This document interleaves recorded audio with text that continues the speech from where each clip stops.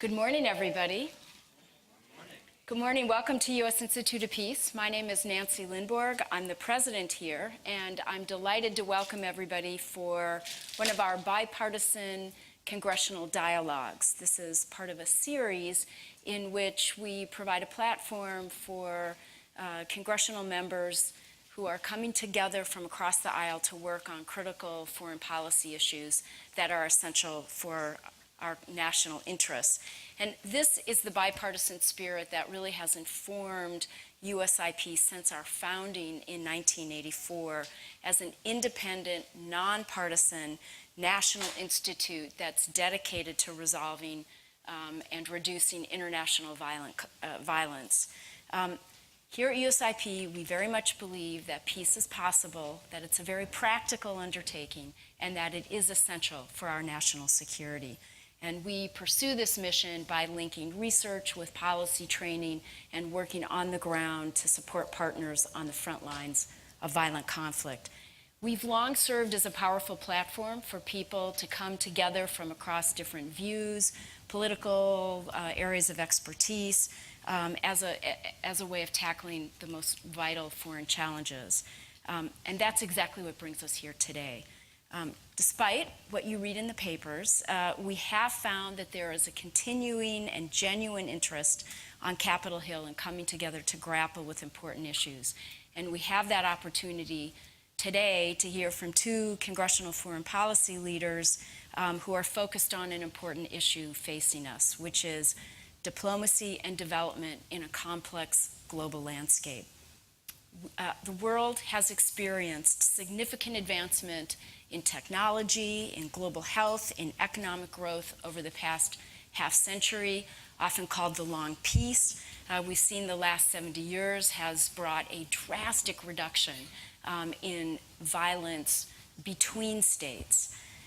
Literacy rates have gone up, more girls are in primary school, extreme poverty goes down, child mortality, lots of good news. But as the title of our event suggests, today's very, very rapidly changing world presents us with new challenges and a more complex set of obstacles. We see that fragile states continue to, those states that are filled with unmet grievances, bad governance, injustice. These are the states that continue to spawn violent extremism, civil wars, historic levels of migrants and refugees. And now these issues are further exacerbated and complicated by the rising competition between regional and major powers.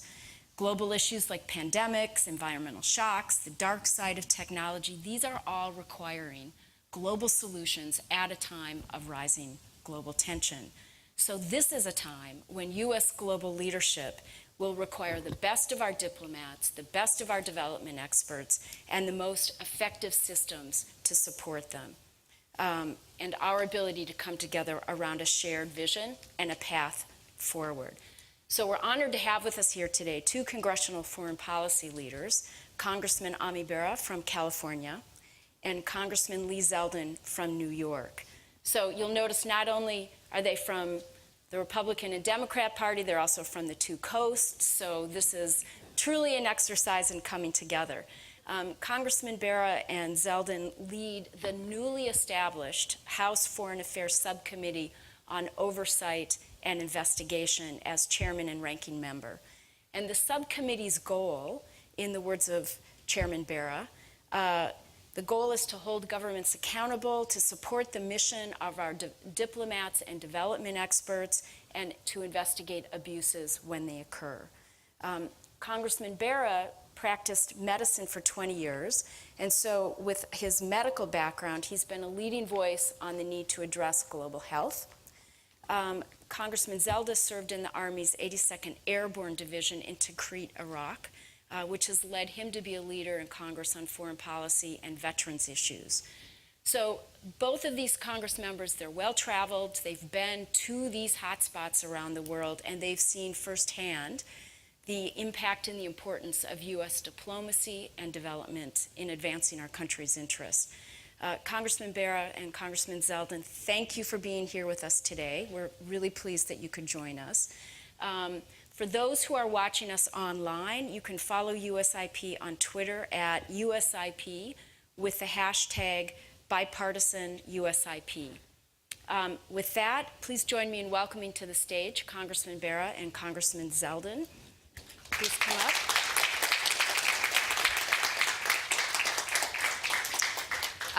So I'd like to invite Congressman Bera to make some opening remarks. He'll be followed by Congressman Zeldin. We'll have a conversation, and then we're going to open it up for questions and conversation.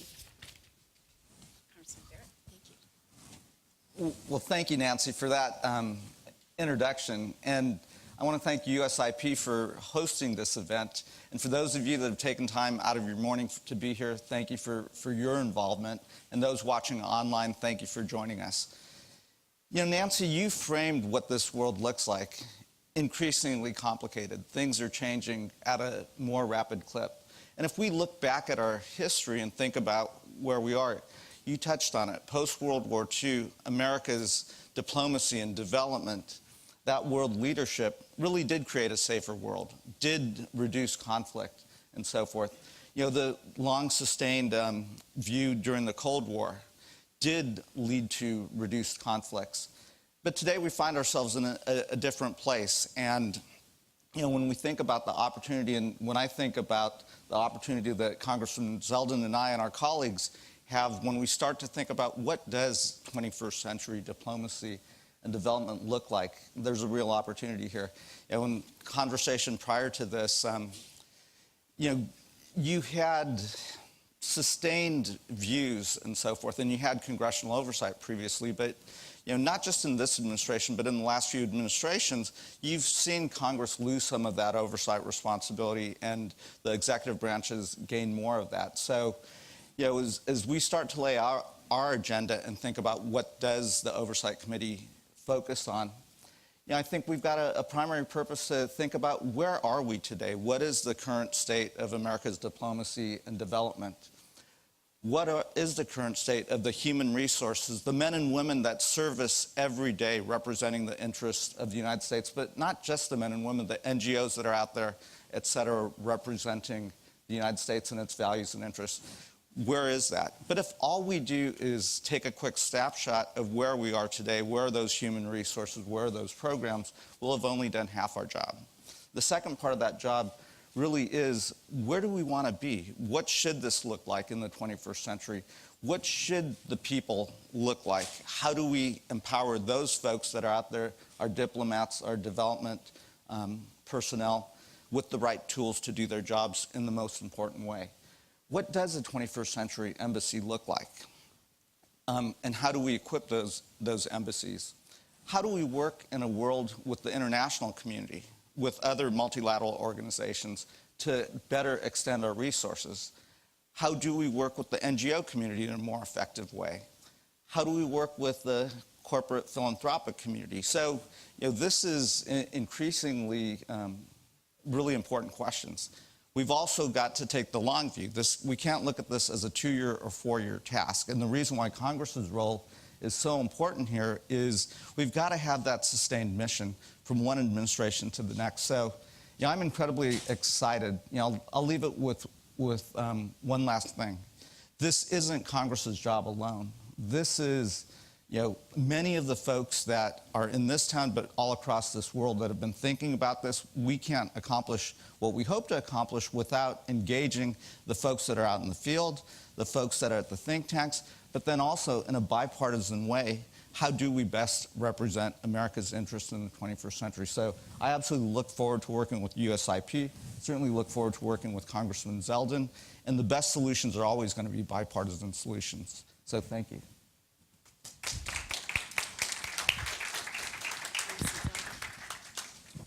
I guess in the spirit of bipartisanship, I'll just start off by saying I agree with everything that Chairman Bera just stated, and I'll be careful not to be repeating any of the themes, because he really did touch on a lot in framing the mission and the work ahead for the committee that we serve on together. And it is an honor to be serving with Chairman Bera in this capacity as he now has assumed the gavel. And I thank all of you for being here for an important discussion.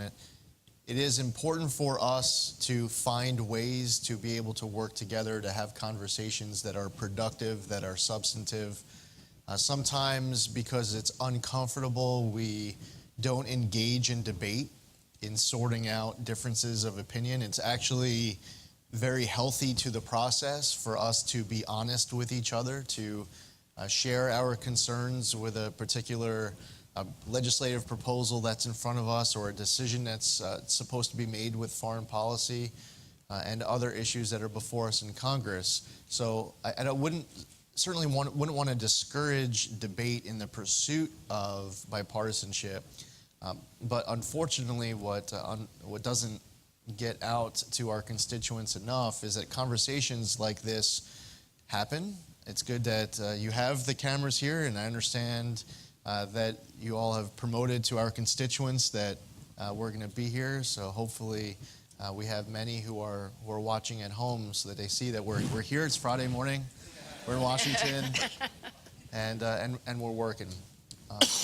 Ed Koch, who was a former mayor of New York City, he said, if you agree with me 9 times out of 12, vote for me. If you agree with me 12 times out of 12, see a psychiatrist. And there's, I'm sure, a lot that we're going to be discussing this morning that everyone in this room is going to agree upon. But to have an honest conversation, it's also going to require us to give you candid answers to your questions today, whether it be from here on the dais, from all of you in the audience. I'll just briefly say that my philosophy on foreign policy is one that should always pursue strengthening our relationships with our friends, treating our adversaries as our adversaries, understanding that our adversaries do not respect weakness, they only respect strength. We can't be silent with many conflicts that happen, not because we want war, but because we want to prevent it. The military option, which is one of the 4 instruments of national power, is the last possible option ever. If you ever come across anyone in government or out in pursuit of conflict that looks at the military option of the 4 instruments, as option 1, 2, or 3, then there's something wrong with them. And as the Institute focuses on here, really to take some self-reflection as to whether or not you're standing on the side of good or not. If you're in pursuit of peace, ultimately, if that's your long game, you're right. If you're in pursuit of conflict, you're wrong. And the mission, I know that many of you who are here work for the Institute. You all are here at the Institute today or watching at home. I believe that our military should never be sent into harm's way unless they're sent to win. You send our troops to win, or you don't send them at all. I also believe our country should do a better job when our veterans return home, that they are treated with the love, the dignity, the respect that they deserve on behalf of a very grateful nation. I know that the Institute here has some members of the team who have served in the military. I thank them all for their service. There was a time after World War II where just under 100% of Congress was made up of military veterans. Right after Vietnam, it was just over 3/4. Now that number is less than 1 in 5. It's good to have diversity in Congress. So I'm not here advocating for us to be able to return to that post-World War II number. It's fine that we have great diversity in Congress. But I will say that in my interaction with fellow veterans on both sides of the aisle, there is a certain outlook that I know is part of the conversation today, at least with one of your questions. That perspective you get from serving in the military, the leadership that you get, I would say it would be good if we had some more veterans in Congress than we do now. That number that's less than 1 in 5 is a bit concerning to me. So as we go into today's conversation, please understand that any discussion with regards to that M is knowing that please know that I'm talking about option ZZZ. We always need to be pursuing the diplomacy, the economic pressure, bilateral, multilateral diplomacy, the information operation, the other instruments of national power. And for that, I hope that we can have maximum bipartisanship on the Hill, maximum progress in this city and around this country, and at the UN, closer to where I live, and and all around the world. So I look forward to today's conversation. Thank you for hosting both Chairman Bera and I guess we'll get it going. Let's get it Let's going. dive in. Thank you. Thank you. Thank you, both of you. And I want to, so this new subcommittee is part of the House Foreign Affairs Committee. So I want to start there, and I'll ask both of you for your reflections. I mean, historically, we have been well served as a nation by this concept that politics stop at the water's edge. And I would love your thoughts on where do you see areas within the House Foreign Affairs Committee where there is a lot of room for bipartisan agreement, where Republicans and Democrats are coming together to solve some of the most vexing issues. Let's start with you, Chairman Bera. Great. I think we've been served well on the House Foreign Affairs Committee. It probably is the most bipartisan committee in Congress. You know, under Chairman Royce and Ranking Member Engel, you know, we were blessed to have great leadership, and now under Chairman Engel and Ranking Member McCall, I think we see that same bipartisanship. A good example would actually be, you know, the authorization bill looking at the Northern Triangle countries. How do we take a deep look at what the root cause issues are that are happening in these Northern Triangle countries? We had a hearing on this fairly recently, and you know, you wouldn't know who the Democrats or the Republicans were, because we recognize that we've got a challenge on our southern border right now. But again, when you're thinking about diplomacy and development, we also recognize that we've got to go to the root cause. And you know, I think when you look at most of our hearings, you know, there's some contentious hearings at times where there's differences of opinion, but by and large, you know, if we're thinking about Russia, if we're thinking about a long-term sustained strategy in Ukraine, if we're starting to, you know, talk about fragile states in Africa, you know, you do see strong bipartisan concern. If we did a markup of 15 different bills, the one that is most likely to get the media's attention is going to be the most controversial bill of the 15. And if there isn't a controversial bill, then you'll never know that a markup even took place.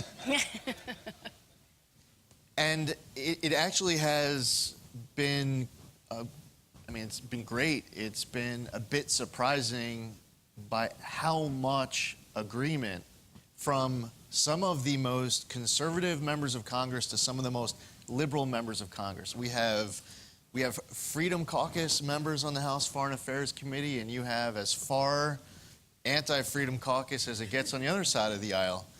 And yet, when we do a markup, and we saw it my first couple of terms with Chairman Ed Royce, we see now with Chairman Eliot Engel, that a lot of what we do it's unanimous. But if you want to debate policy with regards to Venezuela, if you want to discuss the future of the Iran nuclear deal, you're going to, and we would be wrong for us not to engage in a conversation on some of the most pressing topics of the day, because, you know, God forbid we might have a disagreement on the dais. So I don't want to discourage that, but I would say as you look around this entire globe, that committee is filled with bipartisanship to the extent of unanimity, which is great and healthy. The committee is almost unanimous in the support of Israel.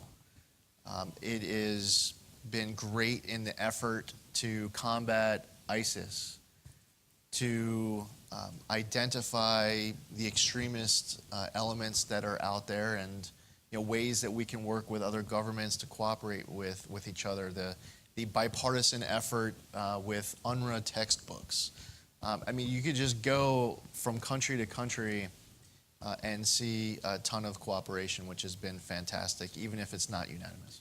Nancy, if I could just add, and it's important for us to have vibrant dialogue and debate and disagreement. And, you know, we've had hearings on the War Powers Resolution, what's happening in Yemen, and our approach and strategy to Venezuela. Better policy is going to come out of that debate, and we don't always have to agree on the end point. But if we don't actually engage in asking the right questions, if we're not pushing the envelope to better understand what those strategies are, we're not doing our jobs as members of Congress, and that is our oversight responsibility. And it also challenges, I believe, the members to focus in on issues that they might not be focused in on. Until that committee hearing on Yemen gets scheduled, that member might be focusing on anything else other than Yemen. So it's, it's good to schedule the hearings and the debate on these issues, forces members to engage. Well, we say here at USIP that there will always be conflict, and the challenge is to manage it so that it's productive and transformative, but to acknowledge that there will be. So let's move now to your subcommittee, which is newly formed, and you've described it as being able to ensure that we have the most effective diplomacy, the most effective development. How do you see the subcommittee pursuing that, and what should our interests be? Great. Thanks for that question, Nancy. So it's oversight and investigations, and if you were to look at the media, they want to talk about investigations. Certainly, we're going to use the investigative tools to get a sense of where we are, but really this is about oversight. And if I'm thinking about some priorities and what we ought to be looking at is, we've had chronic vacancies both at USAID and state. That isn't just this administration, it precedes this administration. If you look at the GAO report, we'd like to do a deep dive into, what is the cause of those vacancies? How can we better speed up the process so our personnel have the resources? And by the way, I'm remiss for any State Department employees, both here and internationally. Thank you for your service, and our development workers at USAID. Again, thank you for what you're doing for us every day. But how can we make sure you've got the tools to do your job in the most effective way? When I think we were chatting, when we were thinking about those mid-career professionals as well, the next generation of our development workers and senior diplomats, we're losing a lot of those folks. Why are we losing those folks? How can we best retain them? How can we best, keep those folks, in our diplomacy and development throughout their careers? Are there things that we could do to modernize it? One thing that we've looked at is, if you're a mid-career professional and you want to start a family, there's no paid family leave. And that's not just isolated to state or USAID. You see that in the federal government. But for folks that you're asking to go on long-term deployments, and you lose a lot of folks. So, we've addressed that within the military, but can we also address that for folks that we're asking for longer deployments so that they may be able to step away for a while, not have to worry about those resources, but then also be able to come back into the departments? I'll say, add to that? Yeah, I'll say as the ranking member on the subcommittee, there has not been a single moment that Chairman Bera has said anything, whether it's rhetoric, policy, approach to the committee, that I've disagreed with, which is a testament to him just taking over a chairmanship to have that type of endorsement from our side of the aisle. It's an Oversight and Investigations Subcommittee. It's possible at some point that a decision's made or an investigation gets started that we might have a difference of opinion on, but I'll tell you, he hasn't given me any hint of that to come. So I'm filled with optimism. Oversight is incredibly important. It's a critical congressional role, whether it's appropriations, making sure that there's accountability, that money is being spent the way it's supposed to be spent, whether congressional intent is being followed when a bill becomes a law and then years later a particular agency of the federal government is not pursuing that intent exactly as Congress meant it. Even if it was a prior Congress before we got here, that piece of oversight's important. Or maybe an agency, or even within an agency, not talking well to each other, ways to improve reporting, to improve efficiencies. I don't view the executive branch and the legislative branch as one that should always be in conflict. Oversight doesn't mean two branches fighting with each other over everything. maybe there's a way to conduct hearing that Congress is informed that congressional intent is being followed, and that's not as much of an issue as we thought it was. But improved communication and coordination between agencies and Congress, I think, improves the entire process, and it helps make Congress and our constituents feel better about funding all of these programs. And ways to improve efficiencies in reporting, as I mentioned, I think are key. And I think there's a way for the chairman and I and our parties, for the whole committee to have good victories there as well.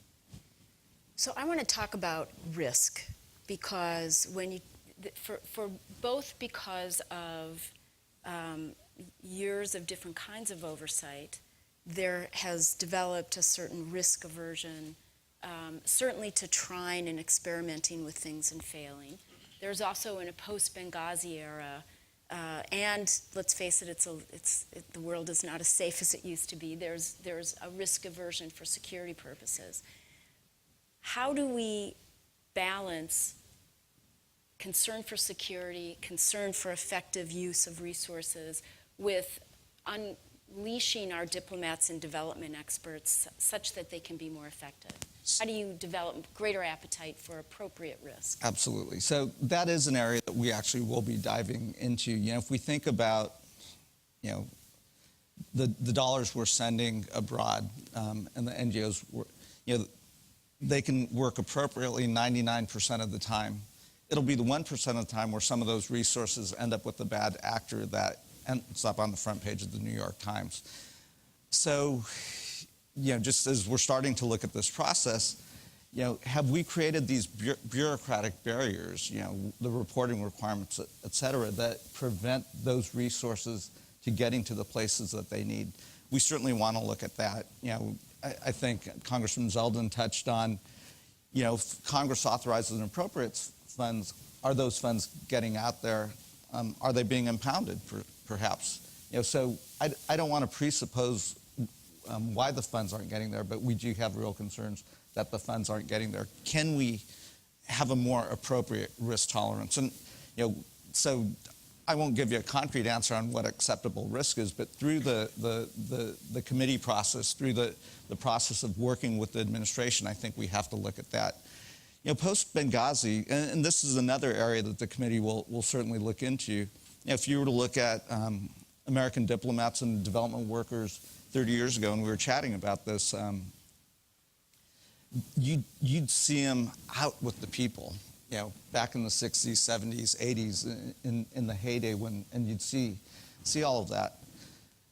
What's happening now is, are we building these barriers? Are we removing our diplomats' ability to do their work, our development workers' ability to get out there?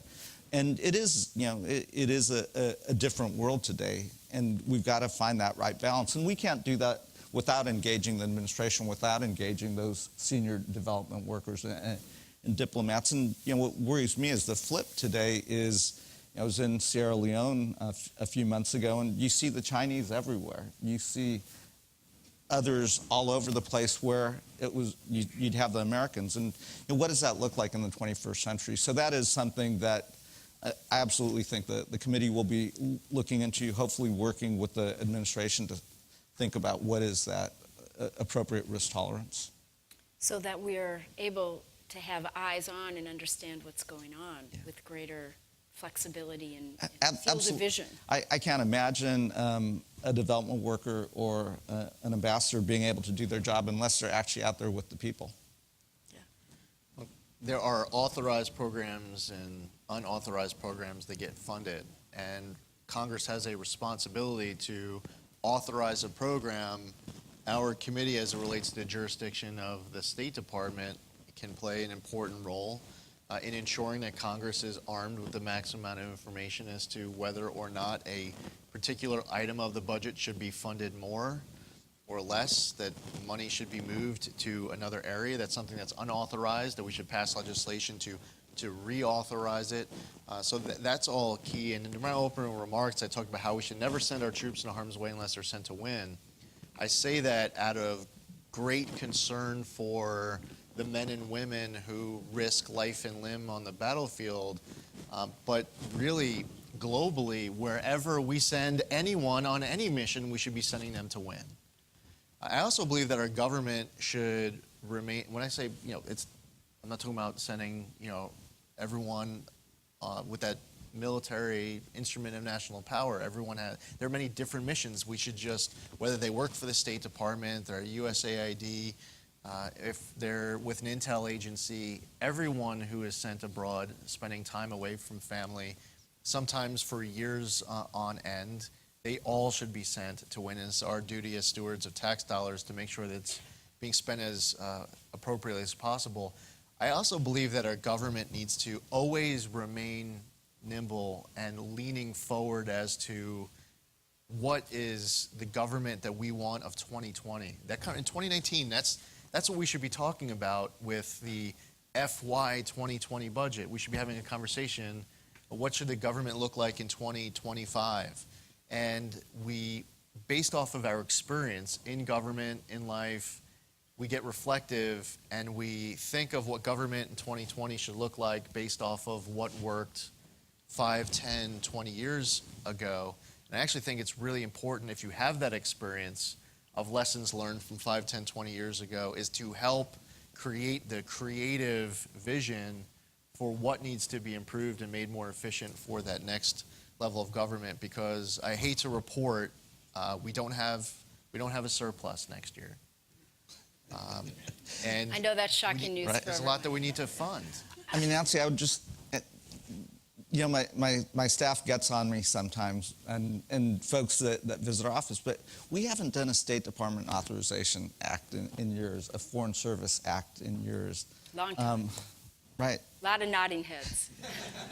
And that weakens our ability, right? That we're not doing that. We're not doing our job as oversight. Now, a lot of folks come into the office and say, it's not going to happen. Well, it's not going to happen if we don't actually try. And we've got to take that long view, and we've got to make those attempts. And both Chairman Engel and Chairman Royce have both attempted the process. Let's actually see if we can't do. I don't think our committee will be leading this, but certainly we ought to do these authorization bills and try to get back to some regular, normal order, because it'll not only serve the administration better, it'll serve the folks that are out there. They'll have a sense of what we're prioritizing, and it'll also allow us to take a longer-term view. Well, I want to ask one final question before we go to the audience, and that is, USIP was asked by Congress, as we are from time to time, to pull together a bipartisan group of experts to look at how to address the underlying conditions of fragility that give rise to violent extremism, especially in the Sahel, the Horn of Africa, and the Middle East. And if I could just summarize the report that we delivered to Congress about a month ago, is that we need a policy of prevention. And it includes recommendations around more flexible, longer-term approaches, some of which will be in the purview of what you all will be thinking and working on. And there is legislation both in the House and the Senate on reduction of global fragility. But I wanted to ask you both, before we turn to the audience, this is hard. This is the dog that doesn't bark, going to prevention instead of the reaction, responding to crises that have already happened. How do you see that intersecting with your mandate? You've spoken several times now about the importance of a longer-term view, which is core to a prevention policy. Look, my professional background is as a physician. That informs how I look at a lot of this. And as a physician, you're trying to practice prevention, and you may not see that disease avoidance 20 years from now. We've got to take that same approach, and the reason why bipartisanship is so important to me is there's the truth. We know we're going to have Democratic presidents. We know we're going to have Republican presidents. And what you're talking about, you're not going to accomplish in a 4-year term or an 8-year term. You're talking about a generational impact. If we want to address the youth bulge in sub-Saharan Africa, which, when you look at the experts, it is going to cause a lot of instability in that. We've got to take a long-term, sustained approach that's bipartisan, that doesn't shift every 4 years from one president to the next. And that's my hope. And the most effective foreign policy was when it had strong Democratic and Republican support, and you had strong congressional oversight and involvement. Great points. We need a stronger, more consistent, more effective foreign policy, no matter who the president is at any time. It's been my observation that from one administration to the next, there's inconsistency. From one country to the next, you'll find inconsistency. Sometimes within the same country, the same administration, from 1 month to the next, there's inconsistency. So for the rest of the world to understand American leadership, to be able to tell others about what American values mean to them, or how to predict an American, whether it's American prevention or reaction, there's a need for us to be better leaders in being more consistent, and the long-term planning is key. The Global Fragility Act is one vehicle that the House has, the Foreign Affairs Committee has moved in the past. This was a Royce-Engel bill that's now an Engel-McCall bill. So that bipartisan support is key. The BUILD Act was signed into law last Congress. So the lot is moving in this front, and I think that the Foreign Affairs Committee just needs to keep the lead on this topic and not expect any other committee to do it for us. Elliot Engel and I are related, by the way. True story. We are second cousins once removed, but we're still related. There you go. There you go. Aren't we all, right? And I think that he's doing a good job so far with this committee. It's just very important that some of these topics that are discussed where there's controversy, that we find more of an opportunity for progress, because some of the early debates have been more partisan. It's just the life of politics in 2019, but I do think that Chairman Engel is highly capable of getting big victories over the finish line, and I think that this is one topic that is primed for bipartisan action. So I want to check to see if we have here in the room with us or online any current or former members of either state or USAID who'd like to ask the first question. We've got a hand right here. We've got mics coming around up front, if we could.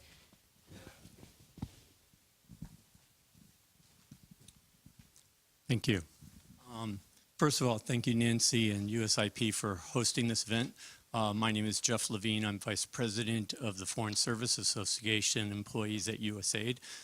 Thank you both very much for your time today and for the bipartisan support for foreign policy.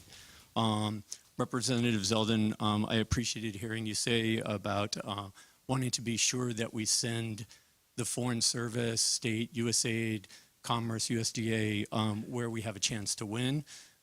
Representative Bera, I appreciated your point that winning also has to include a long-term view. It's not just a short-term. My question for both of you is, in your committee, in both oversight and investigations, how do you see those two views coming together around policies that ensure that the Foreign Service has an optimal Foreign Service professional corps to be able to deliver on the expectations that Congress has? Thank you. So from our end, I touched on really diving into where the personnel issues are today. And it really does worry me that these chronic vacancies put undue stress on the folks that are already out there trying to do this work. Maybe diminishes their capacity to reach their full capabilities. So that is an area that we will be diving into, and we've already started, making some inquiries to the administration, and we would hope that we can work with Secretary Pompeo, Ambassador Green, and the like to really do that deep dive so we can solve that issue. We also want to look at the morale inside the buildings, et cetera, and the work environments.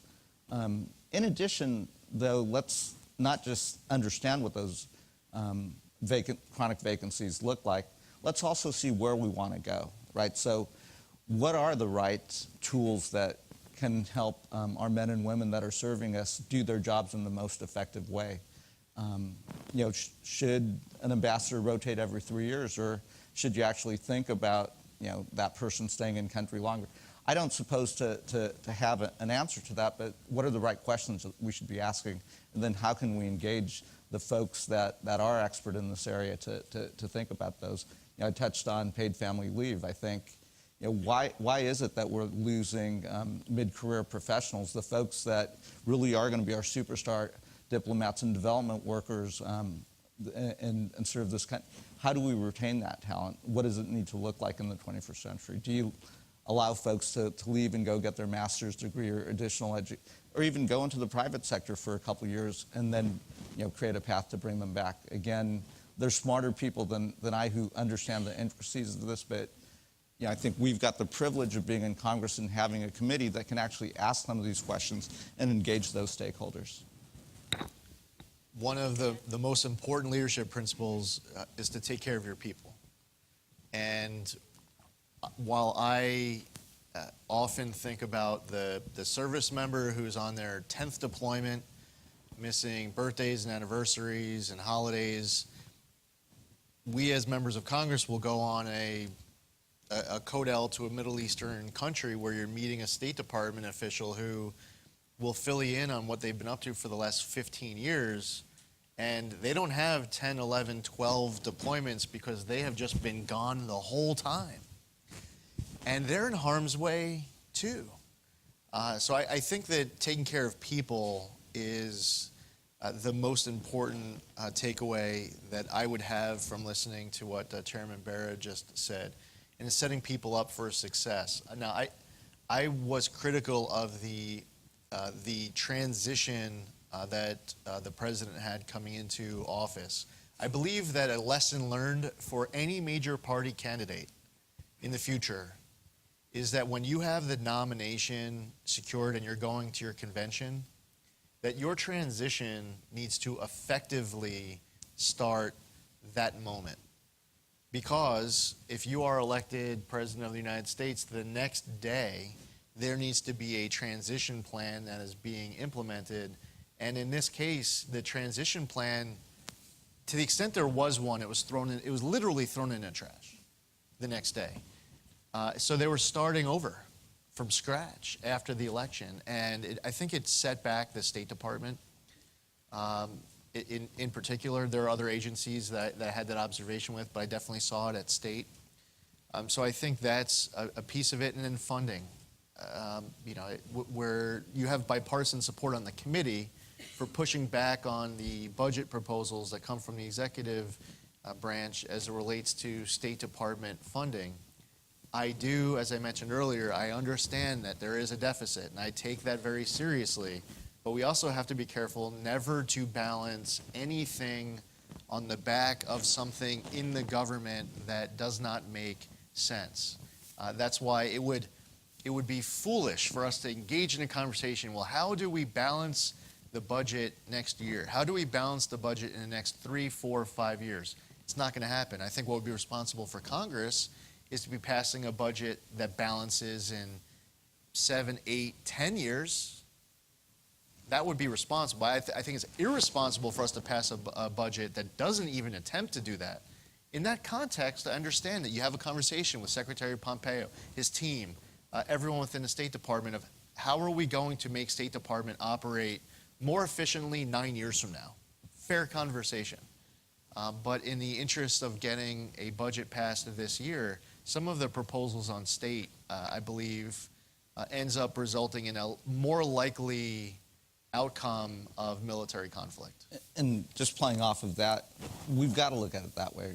Certainly, what's the cost of some of the programs, but what's the cost of not actually being there, right? So we have to understand that complexity, because in many cases, it's going to cost us a lot more down the road if we're not actually there today. Let me just say thank you, and the association is ready to answer any questions. Great, thank you. In the interest of time, I'm going to take a couple questions at once. If there are others who have questions in the audience, or let's go here and then to Graeme. Thank you so much. My name is Mujeeb. I'm a Wrangel Fellow with the State Department, and my question is closely related to the experiential nature of the fellowship in that I am about to begin an internship on the Hill with Senator Menendez's staff on the Senate Foreign Relations Committee. And so my question for Chairman Bera and Ranking Member Zeldin is, how can Foreign Service officers be best prepared to serve and aid in your foreign policy legislation and implementation? And on the flip side, for the professionals here in the audience as well as Nancy, how can legislators best serve Foreign Service officers in their execution of development and diplomacy? Okay, and then let's bring it over to Graeme, over here. This one. And then we'll go to the back. My name is Graeme Bannerman. I was the lead Republican staffer when the last foreign aid bill was passed. And the lead Democratic staffer was a guy named Jerry Conley. When we passed that legislation, we had the same congressional makeup, a Republican House, Republican Senate, Democratic House. What seems to be lacking in those days, back in the dark ages, Congress worked 5 days a week, fully. They were here. They were not gone on Fridays and Mondays. Before the markup occurred, there were months of hearings by each subcommittee in the House Foreign Affairs Committee and the Senate that went into great detail on every program within the subcommittee's jurisdiction. I mean, you had Middle East hearings, you had East Asia hearings, you had Latin America hearings. Do you believe the Congress today is willing to put that much work into passing a foreign aid authorization bill? Okay, let's take quick answers to those two big questions, and then we'll take a final question in the back. So just quickly, what can we can't do our jobs unless we're actually working closely with the folks that are Foreign Service officers and others that are in the field, because you're informing us what you need. So this has to be a partnership. It's not Congress saying, hey, here's what you need to do. It's building that relationship, and not just with our senior diplomats and development workers, but also our junior ones, because we want you to enter the Foreign Service, but I'd like you to stay here for 30 years and develop that expertise. Congress is broken right now. I'm stating the obvious, or it's not the most efficient organization. You know, one of the things that we did do in a bipartisan way when we set the rules package of this 116th Congress was create a select committee, bipartisan, equal numbers of Democrats and Republicans, on how you modernize Congress and make it more functional. So one of the ideas that often gets tossed around is the Monday through Friday piece, the working. You know, I have jurisdiction over my committee, and we're doing a deep dive in how we can use the committee process in the most effective way.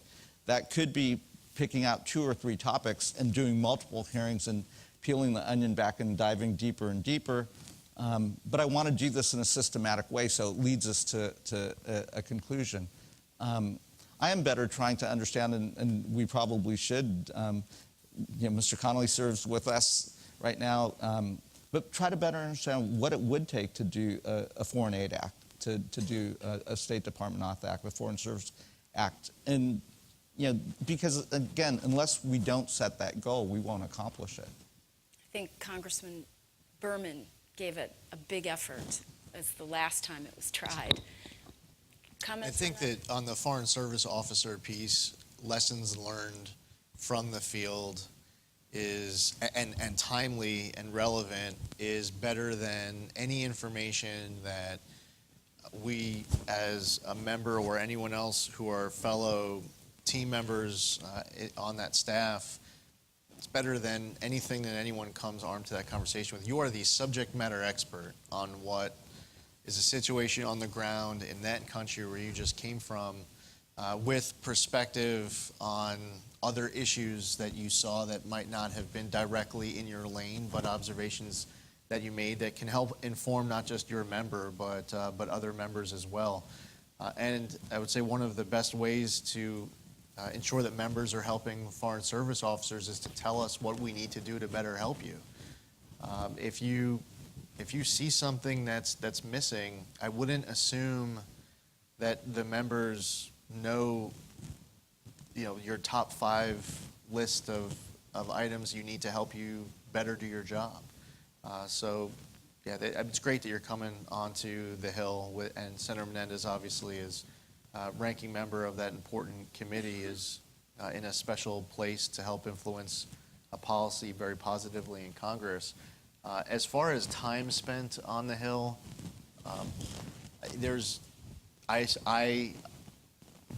other members would be more than willing to spend more time here. The key test for me, as I imagine the key test for other members, is you don't want to just be wasting time. You don't want to be here just to be here. But if you were to create, an extra day this week or 2 extra days next week for us to be here, all I ask for is that you're making it worthwhile.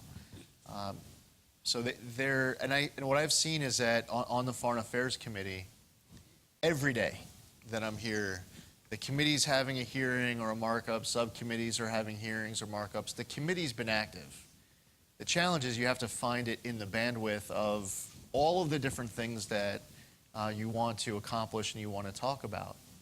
Because there's a lot, when your jurisdiction is the world, there's a lot that you might want to focus in on that might be more in the news, that your constituents might be talking to you more about. Why aren't you doing a hearing on this, and that? And that list of 15 different things, none of it will include a reauthorization of anything. Like, our constituents don't contact us calling for reauthorizations of bills, but you just have to force that into the bandwidth of the committee. Well, maybe they will, having watched this. I want to give our one last questioner an opportunity, and then we'll close it up with your final comments. I'm Please. Shala Arostef from Voice of America Persian Service. My question is first to Mr. Zeldin. I remember I interviewed you and Secretary Pompeo at the time, a few years back, when he was a member of Congress trying to get visa to go to Iran to observe the election. My question is Iran an urgent threat to United States at the moment, United States interest? And is there any dialogue in the Congress at the moment to how to support the administration, and are you prepared to do that? And is there any room now for such a move to dialogue with the Iranian while IRGC is in charge actually in Iran, to go and dialogue and diplomacy? Well, thank you. You've just opened up a completely different dialogue that we should have with, with the question at the beginning. If you want to say anything quickly about that, it's obviously a big question. Sure. So Mike Pompeo and I, Frank Lobiondo at the time was the subcommittee chair of the CIA subcommittee. The 3 of us went to the Iranian interest section of the Pakistani embassy and filed a visa. It's worth noting Zarif still has not formally denied our visa, although he still has not approved it. This is now several years ago. Any country that in their parliament and their leaders and on their holidays are chanting death to America, calling the United States the great Satan, when they develop intercontinental ballistic missiles, that's not meant for Israel, it's intercontinental ballistic missiles. I'm concerned about a lot of the bad activities that they're engaged in. And I'm also very well aware, and this is where an institute like yours can play a critical role, is that millions of Iranians right now would love to, they've been waiting a generation and a half, 2 generations, for an opportunity to take their country in a better way. They talk about freedom, democracy, stability. They want to be good world actors. Do I view Iran as a threat to the United States? Absolutely. When I know of U.S. service members who were killed at the hands of and connection to activities of the IRGC. So there is a real threat, but I also don't want to paint a brush that doesn't acknowledge the fact that the Iranian people agree with us when we talk about, the human rights violations and the person who's imprisoned for representing someone who's gay, and or a woman who is getting in trouble for taking off a headscarf. There's been so many different examples of the Iranian regime brutalizing its own people. I view the Iranian regime not only as a threat to the United States and their neighbors, they're a threat to their own citizens with the way that they've pursued certain policies.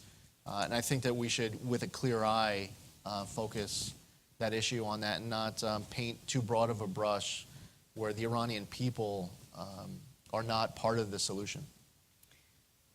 Thank you. Congressman Bera, I'm going to give you the last word to close up on the session if you want to have any final reflections on the conversation. Sure, just two. I started with American foreign policy and global engagement post-World War II and the Cold War made the world a better place, solved a lot of the world's issues, or at least addressed a lot of the world's issues. American soft power diplomacy and development will look different in the 21st century, but make no mistake that the world wants American leadership in that engagement, and we shouldn't shy away from the challenges that we see right in front of us. And many of you, we travel around and they want to see America there. They know our values, they know what we represent. So we ought to take that issue on and address what it looks like in the 21st century. And we have to take and look at this in a long-term, sustained way, look at the new partners, how we partner with developed nations around the world, how we partner with NGOs, et cetera, and what that looks like in the 21st century, the people, the places that we should be. And that requires long-term congressional involvement and oversight. I've got an announcement to make. I'm not running for president. I'm running for re-election to Congress because I want to be part of what that looks like. So, thank you for doing this and thanks for having us. I want to thank both of you for coming here today, I think demonstrating that there's appetite to try to tackle some of these issues that are so important. If you do decide that you want to take on the reauthorization, let us know. We'd be happy to be helpful here at USIP, and I think a lot of people here have expertise and scars that they can help bring to bear. But these are critical issues, and enabling our diplomats and our development experts to work most effectively is one of those critical issues that we so appreciate your taking on. Please join me in thanking Congressman Zeldin and Chairman Ami Bera for joining us today.